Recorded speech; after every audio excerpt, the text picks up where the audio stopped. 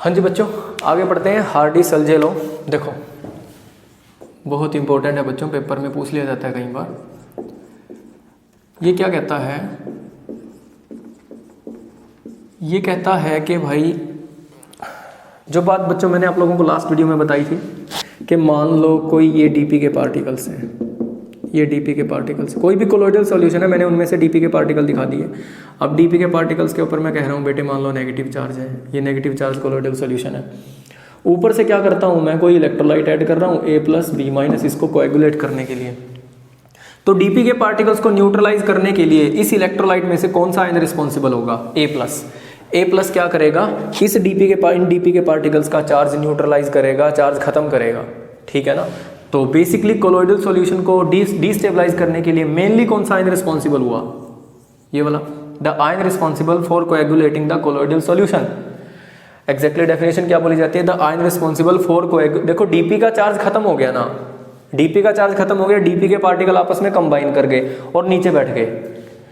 ये एक तरीके का सोल्यूट होता है, डीएम क्या होता है, सॉल्वेंट होता है। तो सोल्यूट के पार्टिकल नीचे बैठ गए तो कोलोइडल सॉल्यूशन खत्म हो गया, डिस्टेबलाइज हो गया। तो the ion responsible for coagulating the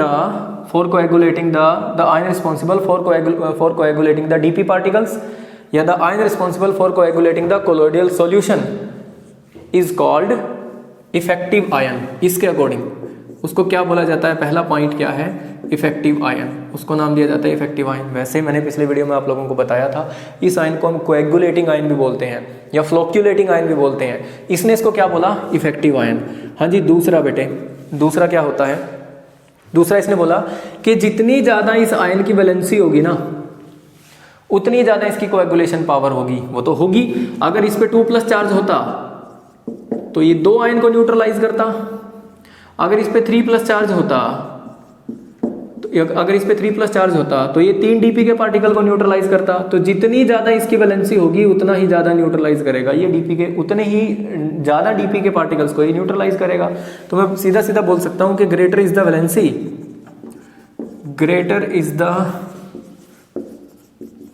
valency of effective ion. Effective ion की वैलेंसी जितनी ज्यादा होगी greater will be it's coagulation power, greater will be it's coagulation power. CP से लिख दिया मैंने, कोलिगेटिव प्रॉपर्टी नहीं है, ध्यान रखना, कोएगुलेशन पावर लिखा है मैंने, ठीक है। तो जितनी ज्यादा वैलेंसी उतनी ही ज्यादा कोएगुलेशन पावर, और जितनी ज्यादा कोएगुलेशन पावर उतनी ही कम अमाउंट डालनी पड़ेगी उस इलेक्ट्रोलाइट की। अगर इस इलेक्ट्रोलाइट से मैं सॉल्यूशन को न्यूट्रलाइज करना चाहता हूं इस वाले से, तो इसकी ज्यादा अमाउंट डालनी पड़ेगी। अगर इस वाले से करना चाहता हूं तो इसका एक आयन इसके 2 डीपी के पार्टिकल्स को न्यूट्रलाइज कर देता है तो इसकी कम अमाउंट डालनी पड़ेगी। इसका एक आयन इसके 3 डीपी के पार्टिकल को न्यूट्रलाइज कर देता है तो इसकी अमाउंट और भी कम डालनी पड़ेगी, तो इसकी कोएगुलेशन वैल्यू सबसे कम हो जाएगी। तो जिसकी कोएगुलेशन पावर ज्यादा उसकी कोएगुलेशन वैल्यू उतनी ही कम, ठीक है। तो जितनी ज्यादा वैलेंसी उतनी ज्यादा कोएगुलेशन पावर और उतनी ही कम कोएगुलेशन वैल्यू। तो कोएगुलेशन वैल्यू होती क्या है, अमाउंट होती है इलेक्ट्रोलाइट की जो कि मिनिमम अमाउंट रिक्वायर होती है to coagulate the complete colloidal solution. एक एग्जांपल देके समझो इस चीज को, आपके नोट्स के अंदर एक एग्जांपल दिया हुआ, देखो इसको। ये कहता है कि कोई पॉजिटिव कोलोइडल सॉल्यूशन दिया है, कोई पॉजिटिव सोल दिया है, कहता है कि इन आयंस को लगाओ decreasing order of coagulation value में और कोएगुलेशन पावर में। पोटेशियम नाइट्रेट इलेक्ट्रोलाइट, दूसरा कौन सा है, पोटेशियम सल्फेट है, वही K2SO4 बेटे। तीसरा कौन सा है, पोटेशियम फॉस्फेट है, K3PO4। Last is potassium ferrocyanide है, K4FeCN6 है। ये पहला है, ये दूसरा है, ये तीसरा है और ये चौथा है बेटे। इनमें से किसकी कोएगुलेशन पावर ज़्यादा होगी, कौन सा इस पॉजिटिव सोल को पहले ज़्यादा न्यूट्रलाइज करेगा, किसकी कोएगुलेशन पावर ज़्यादा होगी। तो अब इसको न्यूट्रलाइज कौन करेगा, इनका नेगेटिव आयन। इधर से कौन न्यूट्रलाइज करेगा, NO3- आयन, यहाँ से SO4 आयन इसको न्यूट्रलाइज करेगा। यहाँ से कौन न्यूट्रलाइज करेगा, PO4 और यहाँ से कौन न्यूट्रलाइज करेगा, FeCN6 न्यूट्रलाइज करेगा।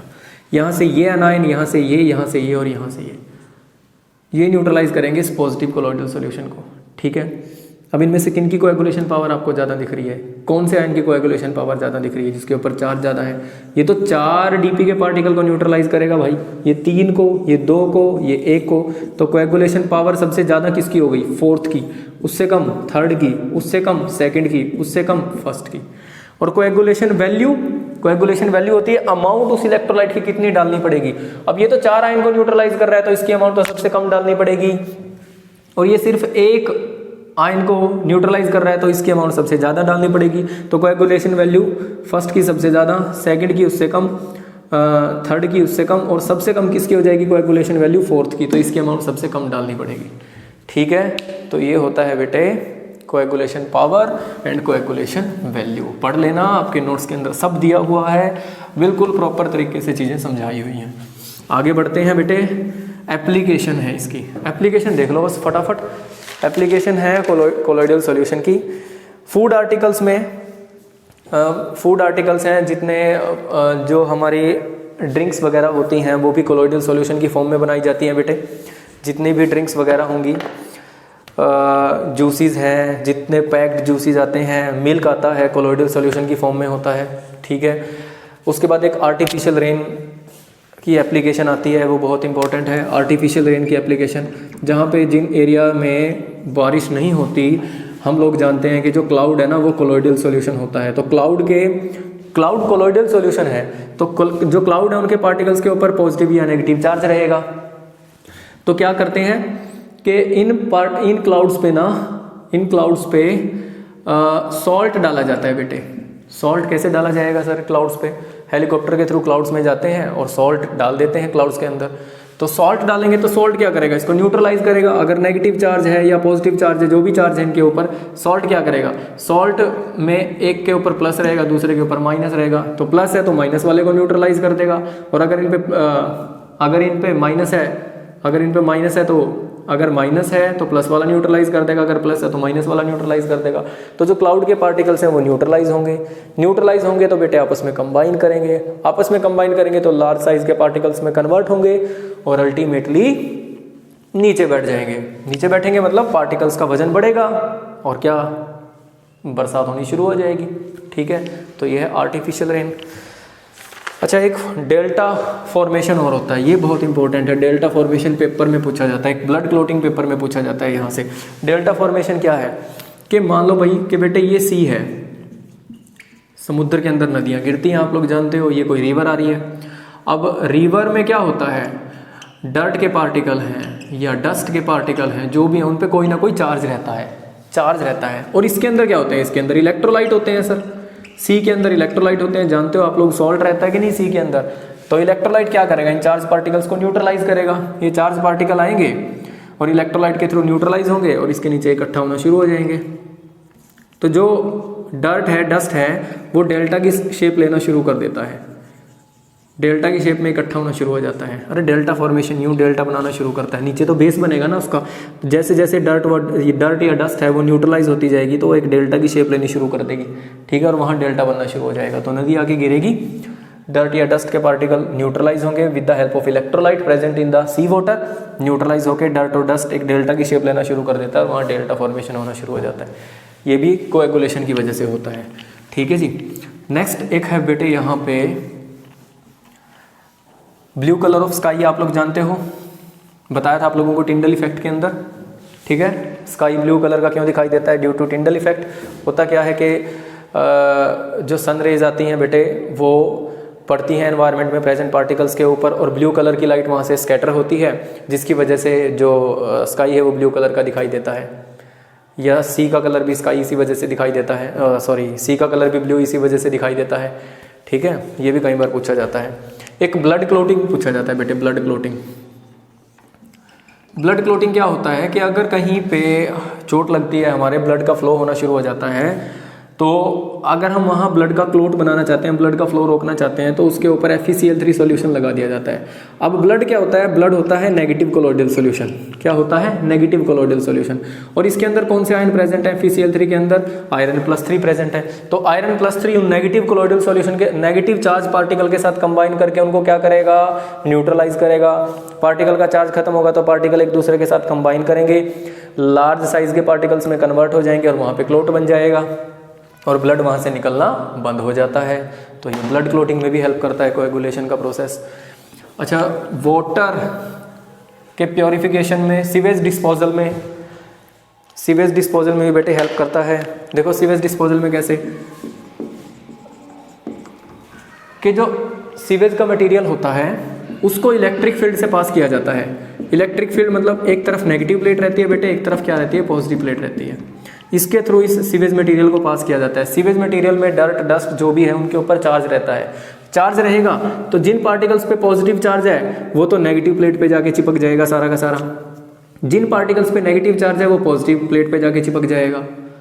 ठीक है, और इस तरीके से जितना डर्ट और डस्ट है वो सारा का सारा इन इलेक्ट्रिक प्लेट्स पे जाके कोएगुलेट हो जाएगा, चिपक जाएगा, चिपकेगा, न्यूट्रल होगा और उसके बाद कोएगुलेट हो जाएगा और फिर यहाँ से वो सॉल्यूशन पास आउट हो जाएगा। इस तरीके से डर्ट और डस्ट को रिमूव करने के भी काम आता है ये फ्रॉम सीवेज डिस्पोजल। एक लास्ट चीज़ और आती है, स्मोक प्रेसिपिटेशन में भी हेल्प करता है। इंडस्ट्रीज से निकलने वाला जो धुआं होता है बेटे, जो कार्बन कंटेंट होता है उसके अंदर, वो भी कोलोइडल सॉल्यूशन का एग्जांपल है।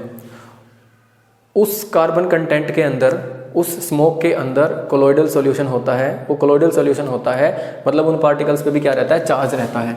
तो जो वो स्मोक है ना, उस स्मोक के अंदर उस स्मोक के पार्टिकल्स पे चार्ज रहता है। तो उस स्मोक को जब किसी इलेक्ट्रिक फील्ड से पास किया जाता है, बिल्कुल वही सेम चीज़ है कि यहाँ से जो स्मोक है, स्मोक जब इसके थ्रू पास होके जाएगा इलेक्ट्रिक फील्ड से, अब मैं कहता हूँ कि स्मोक के पार्टिकल्स पे अगर नेगेटिव चार्ज है तो वो पॉजिटिव प्लेट पे चिपक जाएगा, और अगर उस पर पॉजिटिव चार्ज है तो वो नेगेटिव प्लेट पे चिपक जाएगा और न्यूट्रल हो जाएगा। और जो वो जितना कार्बन कंटेंट है, जितना स्मोक के पार्टिकल्स हैं जो कि पोल्यूशन क्रिएट करते हैं एनवायरनमेंट में जाने के बाद, वो कोएगुलेट होके सारे के सारे नीचे बैठ जाएंगे बेटे, वो कोएगुलेट होके सारे के सारे नीचे बैठ जाएंगे। और इस तरीके से हम पोल्यूशन को काफ़ी हद तक रोक सकते हैं और वो स्मोक काफ़ी हद तक प्योरीफाई होके ऊपर जाता है फिर। ठीक है, तो इस तरीके से स्मोक प्रेसिपिटेशन भी हम लोग कर सकते हैं। तो ये भी होता है एक लास्ट बेटे गोल्ड नंबर की डेफिनेशन आती है, पेपर में पूछी जाती है गोल्ड नंबर की डेफिनेशन, और बच्चों को गोल्ड नंबर समझ में नहीं आता कि गोल्ड नंबर है क्या। सुनो ध्यान से, गोल्ड नंबर समझाता हूँ आपको।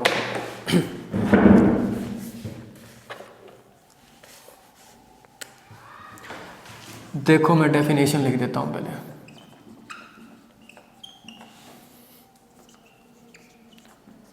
देखो, it is the minimum amount of lyophilic substance in milligrams, lyophilic substance in milligrams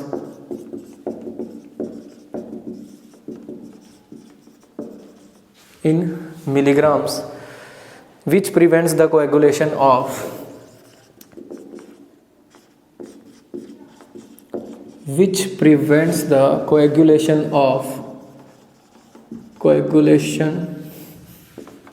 of 10 ml of gold sol against 1 ml of 10% NaCl solution। लो, जिसकी डेफिनेशन ना बड़ी टिपिकल सी लगती है बच्चों को, बड़ी आसान है लेकिन है कुछ नहीं है इसमें। देखो बताता हूँ, एक कहानी समझो इससे रिलेटेड कि इसमें है क्या। मैं ना एक लायोफोबिक कोलोइडल सॉल्यूशन लेता हूँ। लायोफोबिक, जिन्होंने पढ़ा है लायोफोबिक के बारे में, लायोफोबिक में क्या होता है, डीपी और डीएम के बीच में इंटरेक्शन क्या रहता है, वीक रहता है। डीपी और डीएम के बीच में इंटरेक्शन वीक रहता है लायोफोबिक में। जैसे अगर मैं मेटल का कोई कोलोइडल सॉल्यूशन बनाता हूँ, जैसे गोल्ड का कोलोइडल सॉल्यूशन बनाया पानी के अंदर, कैसे बनाया जाता है, इलेक्ट्रो डिसइंटीग्रेशन मेथड से बताया था आप लोगों को। मेटल का कोलोइडल सॉल्यूशन बना लिया पानी के अंदर, तो मेटल के और पानी के बीच में इंटरेक्शन बहुत वीक रहती है। और अगर मैं कोई इलेक्ट्रोलाइट ऐड कर देता हूँ बाहर से, जरा सोचो, अगर मैंने कोई, एक तो पहले से इन दोनों के बीच में इंटरेक्शन वीक है, क्या है, वीक है, और मैं बाहर से कोई इलेक्ट्रोलाइट ऐड करूंगा तो इलेक्ट्रोलाइट क्या करेगा, इन डीपी के पार्टिकल्स को न्यूट्रलाइज कर देगा जाते ही, और डीपी के पार्टिकल न्यूट्रलाइज होकर नीचे बैठ जाएंगे और कोलोइडल सॉल्यूशन क्या हो जाएगा, डीस्टेबलाइज हो जाएगा। ठीक है, मैं चाहता हूं कि जो ये लायोफोबिक कोलोइडल सॉल्यूशन है ना, मैं इसको न्यूट्रलाइज होने से बचाऊं, इसको न्यूट्रलाइज ना होने दूं, मैं इसको डिस्टेबलाइज होने से बचाऊं। तो एक तो ये इलेक्ट्रोलाइट ऐड कर रहे हैं जो इसको कोएगुलेट कर रहा है, एक ये है कि इसको कोएगुलेट होने से बचाने के लिए ना मैं कोई लायोफिलिक कोलोइडल सॉल्यूशन डाल देता हूँ इसके अंदर। क्या डाल देता हूँ? Lyophilic colloidal solution. तो लायोफिलिक के जो पार्टिकल है ना, वो इन लायोफोबिक कोलोइडल सॉल्यूशन के डीपी पार्टिकल्स के चारों तरफ एक लेयर बना लेते हैं। दोबारा रिपीट कर रहा हूँ मैं, ध्यान से सुनो। मैं बाहर से कोई लायोफिलिक कोलोइडल सॉल्यूशन डाल देता हूँ। लायोफिलिक कोलोइडल सॉल्यूशन के पार्टिकल्स क्या करेंगे? इन लायोफोबिक डीपी के पार्टिकल्स के चारों तरफ एक लेयर बना लेते हैं। लायोफोबिक कोलोइडल सॉल्यूशन के पार्टिकल्स के चारों तरफ एक लेयर बना लेते हैं और वो इस इलेक्ट्रोलाइट को कांटेक्ट में नहीं आने देते इन डीपी के पार्टिकल्स के, वो इस इलेक्ट्रोलाइट को कांटेक्ट में नहीं आने देते इन डीपी के पार्टिकल्स के, और इनका कोएगुलेशन होने से रुक जाता है। बात समझ में आई? तो अब डेफिनेशन की तरफ आओ। It is the minimum amount of lyophilic substance required, it is the minimum amount of lyophilic substance in milligrams. ये लायोफिलिक सब्सटेंस की मेरे को कितनी अमाउंट डालनी पड़ेगी, उस अमाउंट को बोला जाता है गोल्ड नंबर। इस लायोफिलिक सब्सटेंस की मेरे को कितनी अमाउंट डालनी पड़ेगी इसको कोएगुलेट होने से बचाने के लिए, इससे ये कोएगुलेट करने वाला है, ये कोएगुलेट होने वाला है, और ये कोएगुलेट होने से बचाने वाला है इसको। ठीक है, अगर इसका मैंने 10 ml कोएगुलेट करना है, अगर मैंने इसका 10 ml कोएगुलेट करना है, इसके 1 ml से, इसका 10 ml कोएगुलेट करना है इसके 1 ml से, और मान लो यहाँ NaCl था और नीचे मैंने क्या ले लिया? गोल्ड का कोलोइडल सॉल्यूशन ले लिया, नीचे मैंने ले लिया गोल्ड सोल।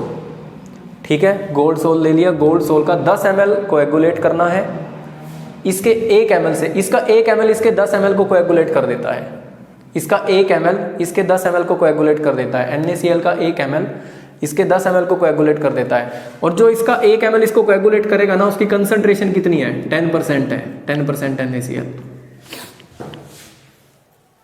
इसका 1 ml बेटे जिसकी कंसंट्रेशन कितनी है? 10% है, वो इसके 10 ml को कंप्लीटली कोएगुलेट कर देगा। तो मैं चाहता हूं कि इसके 10 ml को कोएगुलेट होने से बचाना है मेरे को इसके 1 ml से, तो मेरे को इसकी कितनी अमाउंट डालनी पड़ेगी? इसकी जितनी मिनिमम अमाउंट मेरे को डालनी पड़ेगी ना, इसकी जितनी मिनिमम अमाउंट मेरे को डालनी पड़ेगी, और वो अमाउंट भी बिल्कुल मिलीग्राम्स में डालनी पड़ेगी, मिलीग्राम्स में, उसी अमाउंट को बोला जाएगा गोल्ड नंबर। तो it is the minimum amount of lyophilic substance in milligrams which prevent the coagulation, जो कि क्या करेगा? कोएगुलेशन रोकेगा। किसका? Of 10 ml of gold sol, of 10 ml of gold sol, 10 ml gold sol का, अगेंस्ट किससे? 1 ml of 10% NaCl solution, against 1 ml of 10% NaCl solution. ठीक है, इसके 10 ml को कोएगुलेट होने से बचाएगा इसके 1 ml से, और जिसकी कंसंट्रेशन कितनी है? 10% NaCl सॉल्यूशन है। 10% NaCl सॉल्यूशन का 1 ml इसके 10 ml को कोएगुलेट कर देता है। तो इसके 10 ml को कोएगुलेट होने से बचाएगा इसके 1 ml से, और जिसकी कंसंट्रेशन कितनी है? 10% है इसकी कंसंट्रेशन। ठीक है, तो इसकी मेरे को कितनी अमाउंट ऐड करनी पड़ेगी? उसी अमाउंट को क्या बोला जाएगा? Gold number. तो it is the minimum amount of lyophilic substance, minimum amount of lyophilic substance in milligrams, किसमें ऐड करनी है? मिलीग्राम्स में। Which prevent the coagulation of, जो कि कोएगुलेशन रोकेगा किसका? 10 ml of gold sol, 10 ml gold sol का, किसके against? Against 1 ml of 10% NaCl solution, against 1 ml of 10% NaCl solution. ठीक है जी बच्चों, इसके साथ ही आप लोगों का खत्म हो गया सरफेस केमिस्ट्री। नेक्स्ट हम लोग पढ़ेंगे बेटे इनऑर्गेनिक केमिस्ट्री, और इनऑर्गेनिक में सबसे पहले मैं शुरू करूंगा पी ब्लॉक। ठीक है बच्चों, नेक्स्ट वीडियो में मिलते हैं।